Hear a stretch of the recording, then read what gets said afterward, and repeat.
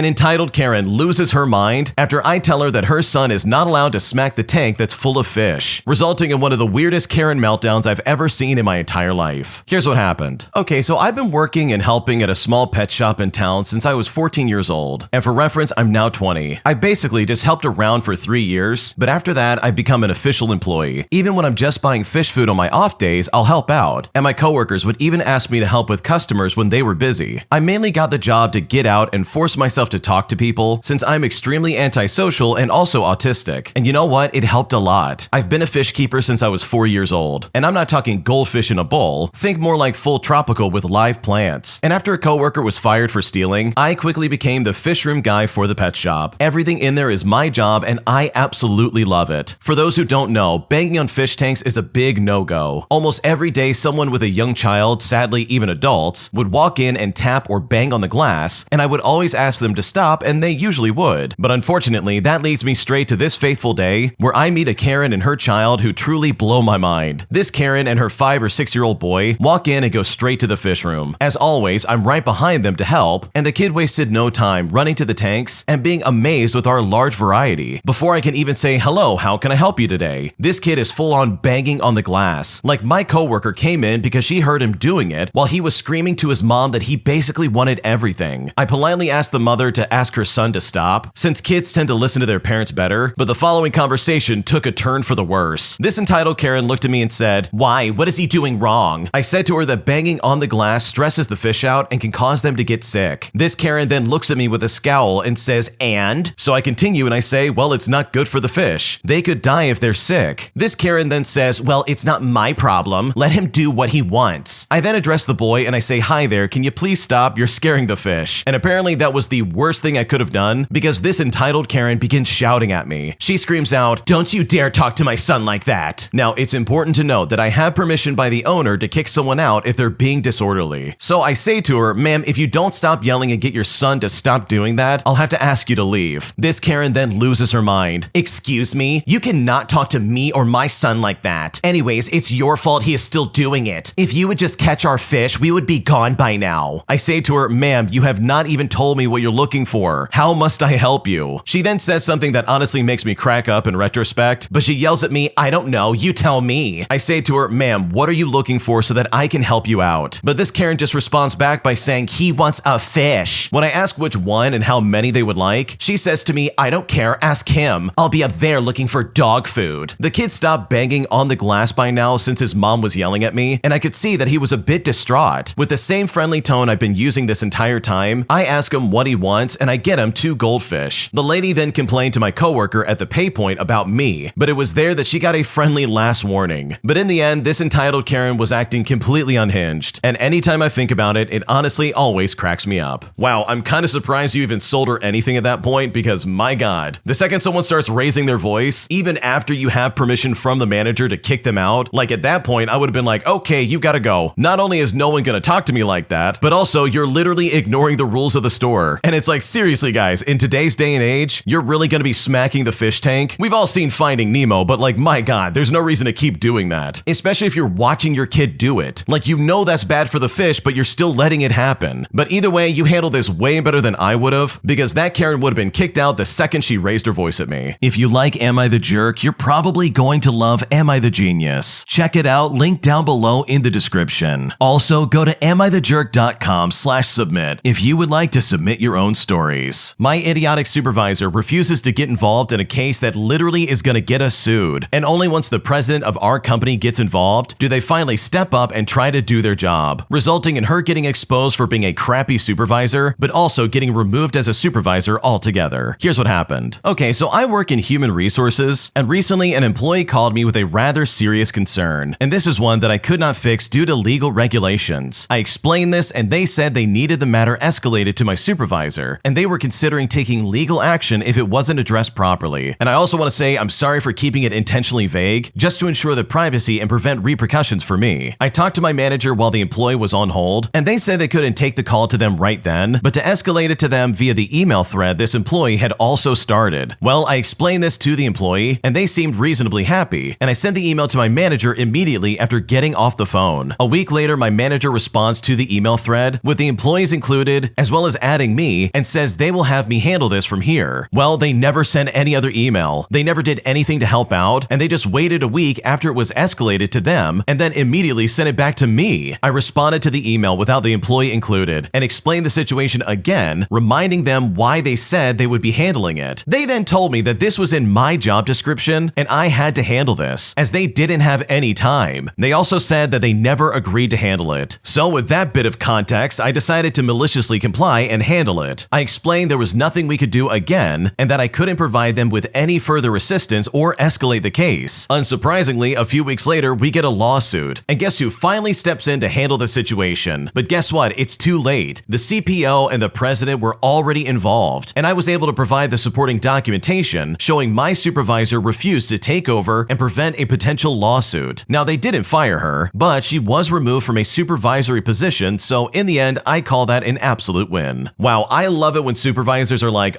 this is not my job and you're the one that has to handle this. This isn't your job description. See you later. And only once it gets really bad and they're like, wait a second, we're getting sued, and then one of the CEOs of the company gets involved, only then do they step up and say, oh, don't worry, I'll take care of it. And it's like, what are you doing? Where were you like a month ago? Not to mention the fact that she only wanted an email thread so she could say, I'm not taking care of this. I never agreed to this. Because she knows for a fact that because it's in writing, she can deny anything that phone call ever said. Like seriously, what an absolute scumbag. So good for you for having that email chain, because actually that kind of helped you in the end, as this exposed your supervisor in a way that they will never recover from. My entitled mother opened up credit cards in my name and said that she would pay them off once her retirement money came in. But even now, she is still racking up debt on these cards, causing me a lot of stress and a lot of worry, as I seriously now don't know what to do. Here's what happened. Okay, at the beginning of 2023, my mother opened 2 lines of credit under my name without my knowledge. And this is all while I was a full-time student, using them to cover bills and other expenses. Much later, I discovered both credit cards when I signed up for Experience Credit Report Services, and I saw them under my name. After I confronted her, she promised in both text messages and voice notes that she would pay off all the cards that she had opened in my name once she received her retirement money. Well, when the funds came in, she did pay off both cards. I then directed her to close the accounts since they were open without my full awareness. However, an argument ensued when she refused to close them, and she even said she would evict me if I filed an identity theft report or disputed any charges, which also, as a side note, I have documentation of her saying that. Now that I've graduated and am actively seeking full-time employment and a room to rent, I've noticed that she continues to rack up debt on these cards. Despite her earlier promises to pay them off, it's becoming increasingly clear that she may not follow through, and the debt is likely to keep growing. She justifies her actions by saying that she needed the cards to manage bills while I was a student, which I guess I understand. However, I have multiple messages where she explicitly agreed to pay them off, and all notifications and emails related to the credit accounts go directly to her and not me. As I plan to move out, I'm concerned about how to resolve this situation and free myself from the debt. Given the evidence I have of her promises to pay off the cards, what are my options for addressing this and protecting my financial future? Because right now, I seriously don't know what to do. Oh my gosh, this is seriously so bad. Like, your mom committed fraud. I'm sorry, but that's exactly what's going on. You can't open up credit cards on behalf of someone else so that they get stuck with the debt that you're racking up. That's illegal. You can't do that. So if I was in your shoes, the only option I would even have is to report her, regardless of whether or not she evicts me. Like, seriously, that is so messed up, it's not even funny. Because you do not deserve to be stuck with debt that you did not sign up for. And in my opinion, your mom deserves to pay for the crime that she is literally committing. A scammer tricks my brother into giving him $500 after he hacked my husband's Instagram account. So I decided to get to work by spamming him with so many spam emails that it allowed my husband to get his account back in a way that we truly didn't think would happen. And I've honestly never felt more satisfied about getting back at someone in my life. Okay, so Thursday night, my husband, my mom, and I go out to dinner with my brother. On our way home, my husband is driving and gets a message from one of his friends on Instagram asking for his help. They say they need help getting back into their account, and he said, I've seen that screen. Can you help them please? And I just say sure. Well, long story short, I accidentally fall for a hack on his Instagram and he loses access to it. My brother, who for all intents and purposes is a bit of a moron sometimes, got asked by the person on my husband's account for $100. He sends the money and then they ask for $400 more, and he sends that as well. And by the time he finds out it's a scam, he's down $500. And listen, I'm gonna be honest here. I'm both hormonal and bored. And this idiot used an email to contact my husband to get the code to get into Instagram. So at that point, I get to work. It started out with a scammer messaging my husband's fake Instagram last last night. I play with him for a little bit over there and he blocks the account. So I create a series of Instagram accounts and bother this guy for about 2 hours. When he blocks me on all of those, I decide to really ramp up the crazy. I message him via the email and I let him know that this is far from over. He blocks me there as well, and when I should be sleeping, I painstakingly spend 6 more hours signing the email up for spam, religious groups, adult stores, literally anything and everything that would get him frustrated, and email him several times a day. And in the end, I didn't get to sleep until about 4:30 in the morning. Now, I don't think we'll ever get the $500 back, and that's a lesson my brother will have to learn, unfortunately. But we did end up getting the account back. I guess the spam emails worked, and the scammer must not have been able to get the Instagram notification in time to stop my husband from logging back in and locking it down. And sure, it was a lot of effort, but I'm currently out of work with not much to do in my small town. So it was fun to mess with the guy for a while, and it was totally worth losing sleep to make sure that this got done. Yeah, this is seriously so stupid. First off, the brother in this story is an idiot. Anyone that says, oh yeah, I need some money real quick, I'm gonna call them up and be like, hey, what's going on? Explain your situation to me. Is there anything else I can do for you? Or something like that. That way I can at least have some kind of empathy for their situation and understand why they want that money in the first place. And for me, if I don't get any of those details, then I'm like, oh man, I'm so sorry, I'm hard up for cash, or I'll make any other excuse because honestly, I'm not gonna be scammed like that. So for the brother to fall for that is honestly so dumb. That should not have happened. Like seriously, across the board. He didn't think for a second to text his brother and be like, hey, do you really need that money? Or something like that, especially $100, not to mention an extra $400. Like, are you kidding me right now? What's going on? But I think you really did make a big difference by getting all those spam emails sent his way, because I guarantee you that smokescreen is the only reason your husband got his account back, because I am seriously convinced that that made all the difference. An entitled couple honks their horn at me literally the second after the light turns green, so I decide to confront them and humiliate them in a way that they truly were not expecting. Here's what happened. Okay, to start things out, I was on my way to pick up my boyfriend from work after delivering my Uber Eats orders. On my way there, I pull up to a light and I'm the first in a single line of cars. The second the light turns green, the shiny new black Palisade behind me lays into their horn. So annoyed, I slowly make my way across, and about halfway in, I go back to normal speed just to let the cars behind me make it too. Now on the main road, I notice them keeping up with me but lagging behind a car space. We pull up to a light within 20 seconds and I decide to confront them. I put on a worried look as I roll down my window and they roll theirs down as well. Inside, I see just what I expected. What looked like a 48-year-old Karen, complete with a fake tan and crispy fake beach curls, and her aggressive mid-50s steel-faced husband. I look at him and I say, hey, are you guys okay? Is there an emergency or is someone dying? The Karen looks at me and says, no, it's just that you're driving like an idiot. I say to them, the light just turned green and you couldn't wait 2 seconds for me to move? Her husband says, you need to get off the road because you can't drive. I say, well, you need to learn some patience. The Karen then interrupts me and says, yeah, you're an idiot and your right blinker is still on. I say to them, yeah, I know, because I'm going that way, you idiot. Karen then says the dumbest thing possible when she says, go back to Chili's, even though she meant Chile, the country, or wherever you're from. I say to them, whatever, you're not worth it. You're both not even worth it anyways. From there, I rolled up my windows and put my music back on as I ignored them. And to be completely honest, I'm fed up with these entitled older people, so it felt good to jab at them for their behavior. About 20 more seconds, the light turns green and the SUV takes off to the next red. They seriously then try to cut me off, so I merge into the new right lane as I planned. But then they merge on there too, with a buffer car between us. And this guy, I mean, I'm sure he's probably gonna check me, follow me, or confront me physically if I actually turned with them. They're both at least twice my age. I slid back over a lane, back in the direction I meant to go, and I happily mashed my horn a bit and flipped them the bird as they were stuck going a direction they weren't even going. And it honestly felt so good to waste their time over it because their attitude was absolutely uncalled for. Yeah, screw those people. I hate people like that. It really drives me nuts. These people lay on their horn the second the light turns green. It's like, my God, have even a shred of patience. What's wrong with you? So I personally love this kind of revenge, and I think these people absolutely deserved it because their attitude was completely uncalled for. My best friends turned our living situation into an absolute nightmare, causing me to not only move out, but also get some petty revenge by taking everything with me that I ever brought to that house. Here's what happened. Okay, for a bit of context, when I was in my late teens and early 20s, I lived with all of my best girlfriends in a cute house. Shortly after moving in, I got more serious with my boyfriend, and things got hostile really quickly. As it turns out, he was a textbook narcissist and wouldn't let me go out with them anymore, and it created a huge gap in our friendship that heavily relied upon drinking and partying. I stopped getting invites to to outings, and they would throw huge parties without telling me, bounce balls on the floor above my head, and they would sneak into my room when I was at work and just snoop through my stuff. Now, we were all young, and looking back, it was definitely a shallow friendship. Literally a situation where girls were being mean girls. Well, I finally got them all to sign a document releasing me from the lease, and I got a new place with my boyfriend as fast as I could, and I was out of there within a month. I worked at Home Depot, so I got a lot of cool or essential things for the house. But on my last day, I was determined to take every single item that was mine. I felt like the Grinch unscrewing all my light bulbs, taking all the toilet paper, the nails in the walls, literally anything and everything that I brought to the house, I took it back with me. And finally, for the best part, I licked every single piece of cutlery in the kitchen and put them away. To this day, I don't think it was enough, and I haven't spoken to any of those girls since then, but it brings me so much joy knowing that they would go into rooms and try and turn on lights, but there were no light bulbs within sight. Because trust me, these people deserved it more than anybody else. Okay, honestly, this has always been one of my biggest fears, especially when it comes to moving in with friends, or even the possibility of moving in with them, because you're no longer just friends who see each other for a few hours and then head off and go back to your own space. You're suddenly on top of each other, and there's no way you can ever get away from that. So thankfully you got out of that house and you were able to have a new life with your boyfriend, because these people sound absolutely awful, and if I was in your shoes, I would not want to deal with that in the slightest. Am I the jerk for not personally texting my coworker that I wouldn't be riding with her to work this morning? Because right now she is freaking out on me, claiming that I've been using her and that I'm a bad friend. And at this point, I'm honestly super confused and I really don't know what to do. Here's what happened. I recently started a job where my company provides accommodation. So my coworkers and I live in the same compound. I'm in training with 3 others. And for the sake of the story, we'll call them Anna, Julia, and Ellie. And Anna and Julia are the ones with cars. Anna offered to drive me and Ellie to and from work, saying it didn't make sense for us to Uber since she was going the same way anyways. We offered multiple times to pitch in for gas, but she refused. So we'd occasionally buy her coffee or lunch just to thank her. She would text in our group chat in the morning when she was about to leave, so Ellie and I could meet her downstairs. We usually left at around 7:15 in the morning, and this arrangement worked fine for 3 weeks. One morning, Julia texted the group at 7 o'clock in the morning, asking for help and then offered a ride. So I replied by saying, sure, I'll join Julia today. And she said she would leave at about 7:20 in the morning. When I went downstairs, I saw Anna's car still parked, which was really odd. Julia called her twice and got no answer, and I called once and I got no answer. On my second call, she finally picked up. I asked if everything was okay since we saw her car was still there, and she just said to me, yeah,